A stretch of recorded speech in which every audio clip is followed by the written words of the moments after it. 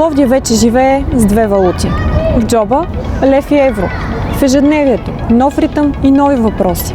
Как хората възприемат тази смяна, отвъд цифрите на касовата бележка? Излязохме по улиците на града, за да чуем мнението на хората. От първи впечатления до дългосрочни очаквания. Ето какво ни споделиха пловдивчани.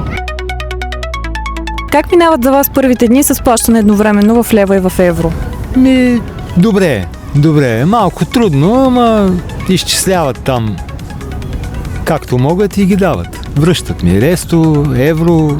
За мен лично минават нормално, но ми прави впечатление, че почти навсякъде, където се плаща с лева, не получавам ресто обратно в евро. Без проблем.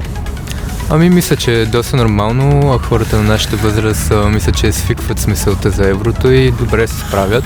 Не мисля, че имаме някакви трудности, но забелязвам това, че има спекула на доста места. Например, за моите уроци аз вече плащам доста повече, отколкото преди, заради некоректно превалутиране.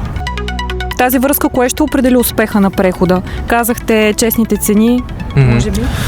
Надяваме се КЗК и КЗП да си свършат работата, за да може да няма спекула и всъщност това от една страна обаче би трябвало да бъде проблем, с който самите бизнеси трябва да се справят и те да не се поддават на изкушението да превалутират по неправилен начин и всъщност да спазват закона за еврото. Според мен честните цени в магазините са резултат от това институциите да управляват правилно процеса, но в крайна сметка дори да има злоупотреба, според мен тя ще е много незначителна и в крайна сметка пазарната икономика ще си каже думата и цените ще се стабилизират.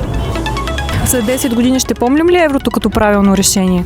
Да, напълно. Това е много трудно да се предскаже толкова време напред. Не мога да отговоря. Според мен да. Мисля, че еврото е правилното решение на България на този етап. Силно се надявам.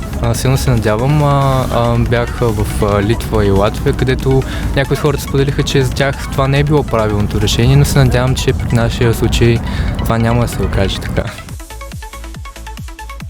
Еврото вече е част от ежедневието ни. А как ще се отрази тази промяна, ще показват времето и хората.